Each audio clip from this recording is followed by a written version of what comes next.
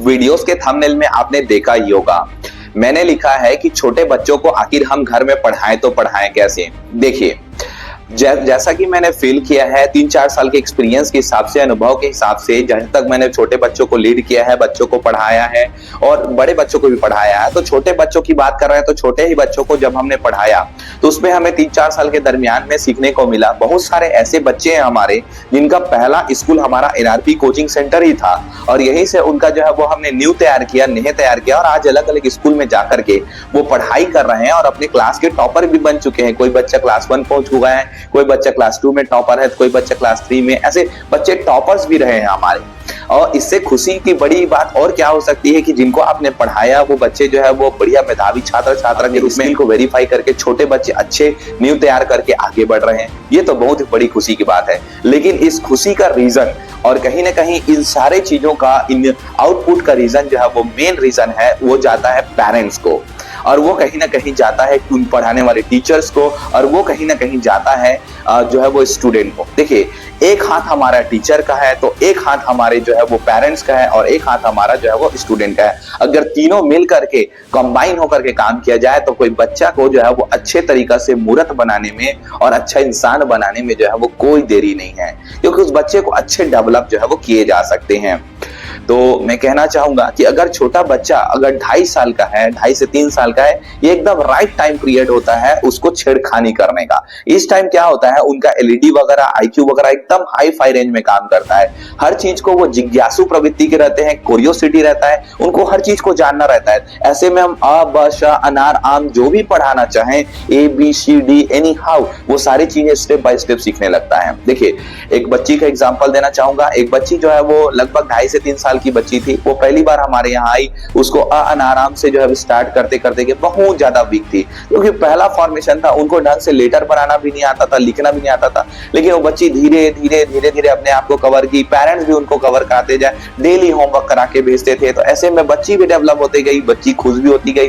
छोटे छोटे हमने एक्टिविटीज भी बच्चों को कराया तो वो डेवलप होते होते आज क्लास 1 पढ़ती है और प्रॉपर इंग्लिश पढ़ना भी सीख गई है। ठीक है, इससे बड़ी खुशी की क्या बात है, और क्लास टॉपर भी है। तो मैं कहना चाहूंगा ये 2.5 साल का और 2.5 से 3 साल, 3.5 साल का टाइम पीरियड बच्चों के लिए, छोटे बच्चों के लिए एकदम बेस्ट होता है। आप उसमें एकदम बेस्ट तरीका से अपने बच्चों को परफॉर्मेंस वाला बना सकते हो और अच्छा बना सकते हो। जिस दिशा में आप ले जाना चाहोगे उस दिशा में बच्चे का दिमाग जा सकता है। तो सबसे पहले 2.5-3 साल के बच्चे में करें क्या, तो पहला काम तो ये करें कि आसपास में कोई भी जो है वो जो पढ़ाता है, अगर आपका बच्चा आपको कहना नहीं मान रहा है तो आप उनके पास भेज दो। साथ में आप अपने बच्चे को प्रॉपर होमवर्क कराओ। अगर पढ़ के आ रहा है तो होमवर्क कराना जरूर भैया। अगर आप होमवर्क नहीं कराओगे तो बच्चा फिर से नेक्स्ट डे क्या सीखेगा। अगर कोचिंग सेंटर में हम भी होमवर्क कराएं, क्लास वर्क भी हम कराएं, तो सीखेगा कैसे। हम अगर क्लास वर्क दे रहे हैं, आप होमवर्क करा के ला रहे हो, तो उस कंडीशन में बच्चा पक्का सीखेगा। और टेस्ट चल रहे हैं तो धीरे धीरे 1 by 1 करके सीखता है। तो जैसे ही 2.5 साल का पीरियड होता है, पहली बात तो उसके लिए गिनती ले दो और ऐसा गिनती लो चार्ट वाट में टंगा रहा है और वो अ ब श करके पढ़ता रहे उसको। ठीक है, और उसको आजकल बहुत सारे टूल्स ट्रिक्स आ रहे हैं, बहुत सारे किताब आ रहे हैं जो छू छू करके पढ़ना सिखा रहे हैं। उसको वर्चुअलाइज कर सकते हैं। बेटा अनार है तो इसको अनार बोलते हैं, अनार, आ के अनार ऐसा करके, आ के आम ऐसा करके हम सिखा सकते हैं। ठीक है, साथ में उनको बार बार प्रैक्टिस कराएं। ठीक है, सिलेट का जमाना चला गया है, आजकल छोटे छोटे ई बुक्स आ रहे हैं, बुक्स आ रहे हैं। उसमें क्या हो रहा है, खांचे बने होते हैं, उसमें उसका पेंसिल ऑटोमेटिक ऐसा ऐसा होता है, तो अनार, आम, ABCD सारी चीजें जो है वो निकलने लगती है। तो इस तरीके से आप अपने बच्चे को फॉर्मेट कर सकते हो। देखो यार, डिपेंड आपके ऊपर करता है पेरेंट्स कि आप अपने बच्चे को बनाना कैसा चाहते हो। एक अच्छा इंसान बनाने की खुशी कहीं ना कहीं पेरेंट्स में भी ये तो मन होता है ना, हर पेरेंट्स में ये तो इच्छा जरूर होती है कि मेरा बच्चा अच्छा बने। अच्छा बनाना है बच्चों को तो 2.5 से 3 साल में ही शुरू हो जाओ कि कैसा उसको काम करना है। आप बोलोगे कि खेलने की उम्र में उसको परेशान करें, बस्ते का बोल दे, नहीं यार, जितना ज्यादा छेड़खानी करोगे उतना ही तो ज्यादा सीखेगा। ठीक, मैं नहीं बोल रहा हूँ कि उसको मानसिक तनाव दे दो, मैं बोल रहा हूँ खेल खेल में शिक्षा।